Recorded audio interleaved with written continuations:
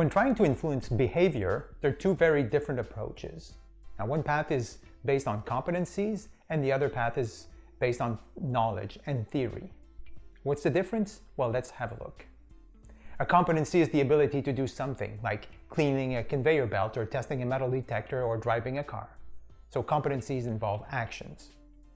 We evaluate whether someone is able to do the task through a competency evaluation. Now, it's not just whether the person knows the theory, it's also evaluating whether they can do the job in the real world. Can they test the metal detector? Can they clean the conveyor belt? Can they drive that car? And then from that comes a qualification. You've been approved to clean the conveyor belt or to test the metal detector or to drive that car.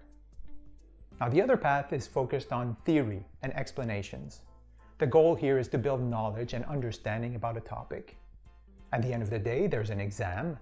Now, in best case scenarios, exams will evaluate the trainee's ability to resolve problems and their ability to apply the knowledge they acquired to theoretical situations.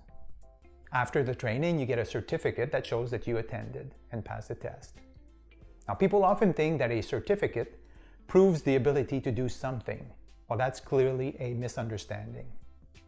Sometimes, certificates only show that you sat through a training and that you were able to retain enough information to pass the test.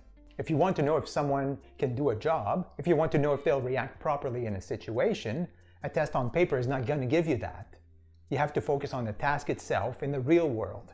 That's why the driving instructor gets in the car with you for the test. They want to see if you can do it in the real world.